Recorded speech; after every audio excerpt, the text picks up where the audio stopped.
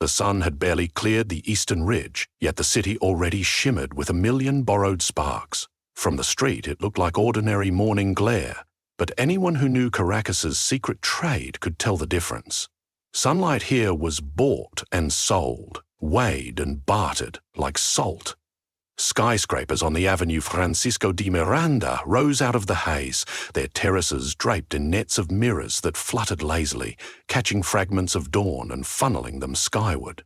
Above them, in the blue-gold layer where pigeons rarely dared, the aerial markets had opened for business. Luisa Lucci Romero banked hard to port, solar wings rustling, and felt the fragile, transparent feathers flex under the wind's bite.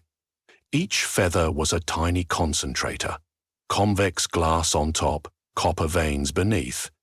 Hand-wired into the pack welded to her spine, she loved the wings in the same way she loved breathing. They allowed her to slip between worlds, street and sky, barrios and penthouses, and, with luck, make enough bolivares or barter to keep the younger Romero siblings flush with arepas. But today, the sky carried more than the usual buzz.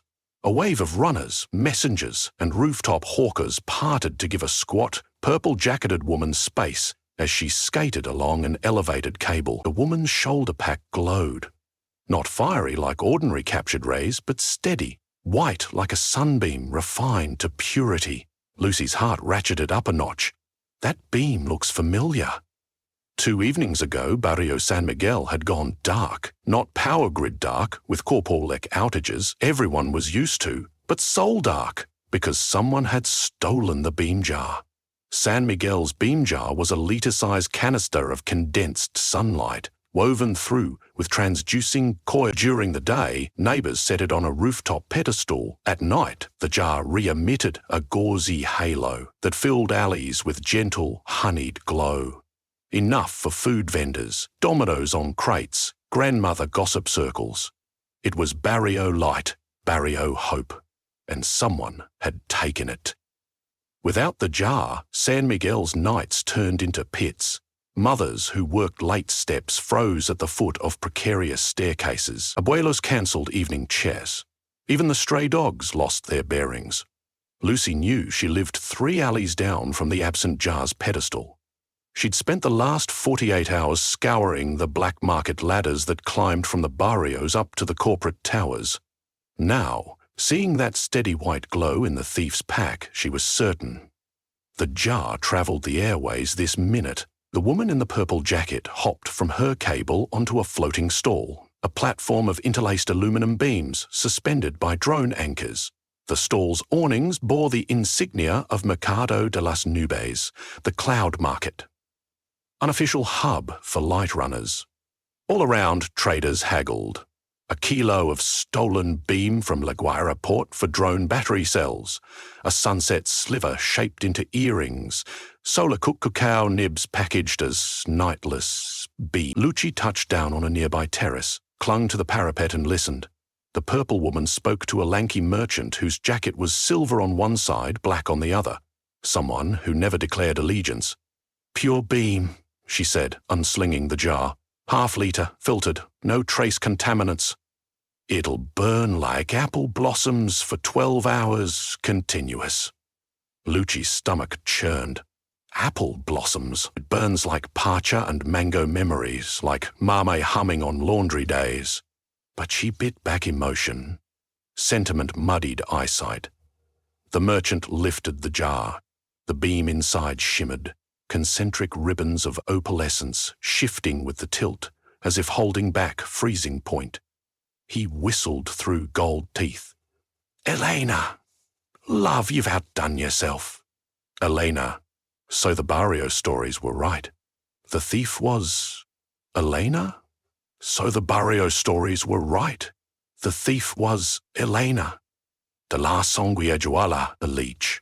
Specialist in lifting communal beams and reselling them to private collectors.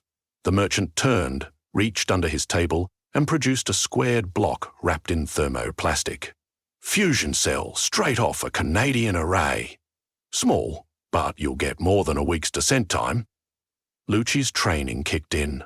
3 breaths, observe every exit. Above, a tether line led to another stall. To Elena's left, a flock of micro-drones, probably rentals, hovered like patient hornets ready to haul goods. To Elena's right, a load elevator hugged the building's glass facade. Beyond, the open sky. She reached into her pocket and tapped the obsidian wafer her mentor, Tio Esteban, had given her. The wafer emitted a monopiloted glider, cloaked, navigated toward her beacon. She flared wings and launched. Mid-flight she flipped, caught the updraft and angled straight for the stall. Elena glanced up, but Lucy had already clipped a talon into the jar's handle. For 1 second, Lucy tasted victory. The jar, warm and humming, pulsed against her palm. But Elena reacted with predator reflexes. She hooked Lucy's wrist, pivoted, and slammed down. Lucy tumbled onto the stall's deck, wings half-folded. Pain lanced through her ribs. "Nice gear," Elena said, voice smooth as a sunrise. "Haven't seen carbon mesh like that since the Miraflores job." Lucy spat dust. "Return the jar." "You sound like a teacher." Elena crouched, nails lacquered black. "Tell your barrio to buy a new one. I sell wholesale discounts for bulk." Lucy reached for the manual switch on her pack. Deploy claws. But before she could toggle, the merchant shouted, "Skyguard patrol!" Instantly, the market scattered. Ropes were cut, stalls collapsed into crates, drone anchors retracted. A pair of Skyguard flyers, city-sanctioned enforcers, descended, visors catching the sun. Chaos was Lucy's element. She sprang, wings snapping outward. Elena leapt too, jar slung, angling for the descending elevator shaft. Lucy abandoned height advantage and dove for Elena's ankles. Fingers grazed synthetic boot. Missed. Elena kicked off a ledge and slid into the elevator cage right before the operator punched down.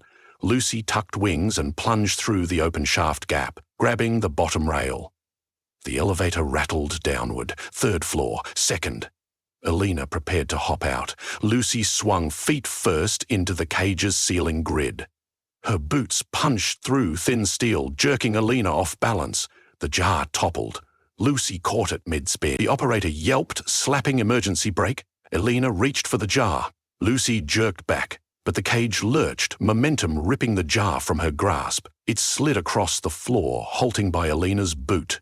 Outside the cage's wrought iron lattice, a maintenance catwalk ran the building's circumference. Lucy smashed a pane, rolled onto the catwalk, praying her suit's ceramic plates would absorb glass bites. She screamed into the comm wafer. A thrum answered. Her cloaked glider homed in. Elena stepped onto the catwalk, jar cradled, and smirked. "You had spirit, kid." "I'm 22, Lucy snapped, "and you're about to lose." "Because of that?" Elena pointed to a Shimmer Lucy's glider decloaking. Nose pitched toward them.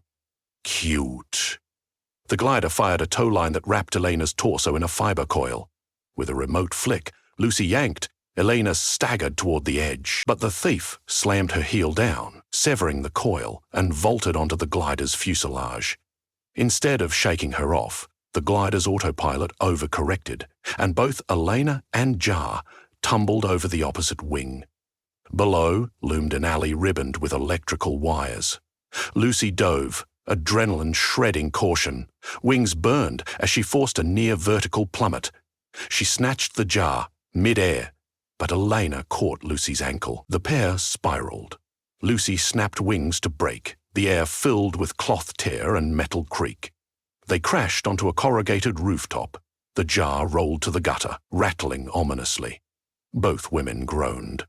Lucy stumbled up, ribs aflame. Eleanor, slower, pressed a hand against her thigh. Red seeped between fingers, but her eyes were furious. "Let it end," Lucy said. "This isn't just any beam. This is San Miguel's heart." Eleanor's laugh came wheezy. "Every barrio says that about their beam. To me, it's credit." She lunged, surprising Lucy, and managed to scrape her nails across Lucy's wing socket. Sparks spat. A solar feather clattered loose. Lucy snarled. "You break my wings, you break the city." "City breaks itself," Eleanor replied. "I only capitalize." The jar glowed brighter, picking up midday intensity. At full noon, the beam could overheat the container. risk of breach sky high. Lucy's watch read 11:18. Sirens wailed near Avenida Libertador. Skyguards still hunting. No time for finesse. Lucy pivoted into a sweeping kick that caught Elena's injured thigh. The thief crumpled. Lucy darted for the jar, then froze. Elena had pulled a pulse knife, green-blue arc, humming. She slid between Lucy and the gutter. Elena's face twitched when she placed weight on her leg. Blood dripped, sizzling on the hot tin. She blinked sweat from eyes and said, "We can sell it together. 40-60, because I sourced it." Lucy laughed without humour. "I was born under that beam. He kept Mama calm during chemo nights. My little brother learned to dribble a soccer ball under that glow." "Sweet story. Doesn't pay for prosthetics." Elena tapped her thigh. The wound was new. The prosthetic must be her right leg, Lucy realised. Elaborate chrome pistons peered through torn pant fabric. Materials costs skyrocket every year. City won't subsidise. So yes, I steal. I superfuel my joints. I keep walking. An unexpected pang tugged Lucia's chest. Both thieves carried gnarled stories. Caracas's miracles were rarely free, but empathy didn't dim obligation. "You can find another way," Lucy said, though her voice lacked conviction. "After you turn me in?" Eleanor's knife flared. Above, turbines thrummed. A Skyguard patrol ship carved a path along the concrete canyons, searchlights sweeping. Lucy eyed the distance to a fire escape. 20 feet. Knife too fast. Jar too fragile. She swallowed. "Fine," she murmured. "Split 80-20. You walk away. I take jar." Elena arched an eyebrow. 80 to me?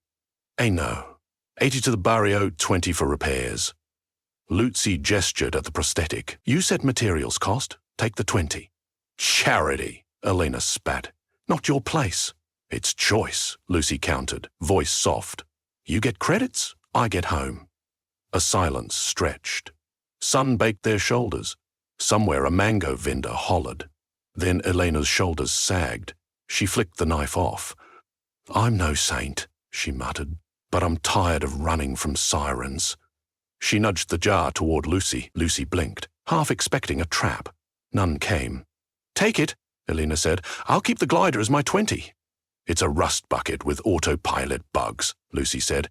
"Still worth salvage." Lucy reached slowly, lifted the jar. Warmth washed over her palms, lapping into forearms, settling like a heartbeat in bone. Home. Footsteps on adjacent roof, patrolling Skyguard Marines. Elena hissed, "Go. I'll stall them. You'll get arrested." "Maybe."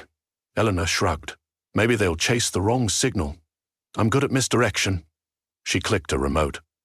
Lucy's glider, hovering near, chirped and banked right, flight lights blazing, bait. Eleanor holstered the pulse knife, turned, and limped along the roofline, drawing Skyguard gaze. Lucy watched 5 seconds, fighting guilt, then strapped jar across her back with leftover cable. She flexed wings and launched high. Light burden slowed ascent. She caught thermals spiraling off the city core. Building tips zipped below. She headed southwest, toward the patchwork barrios clinging to mountain skirts. San Miguel. She glided over red brick warrens, clothes lines strung like pennants, kids yelling, "Mira il on go!"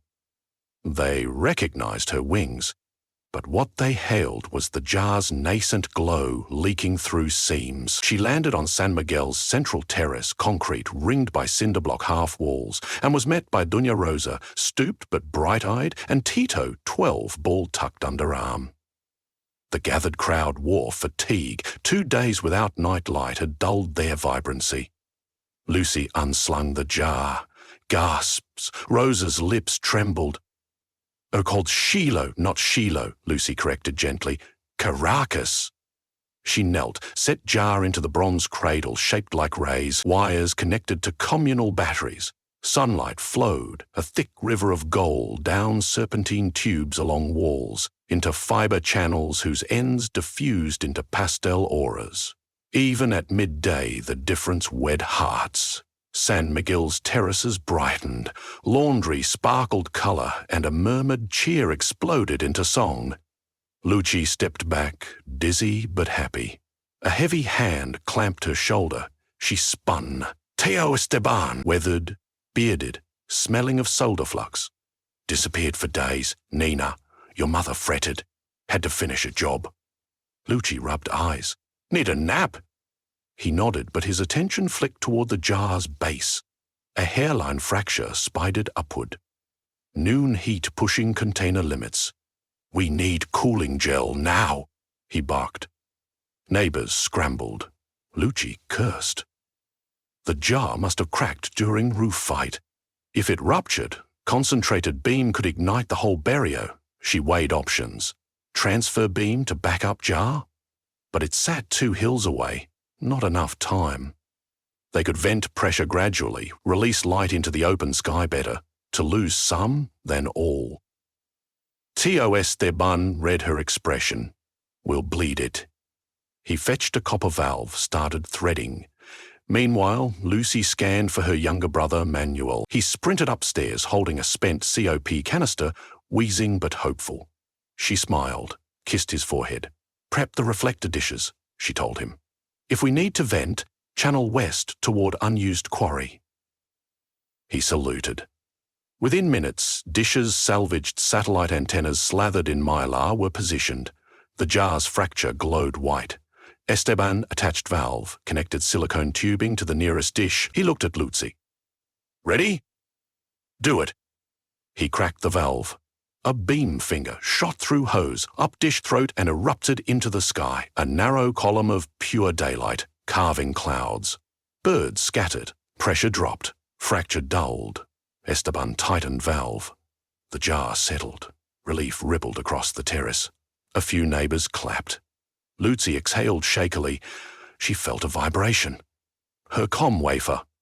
She peeled it out.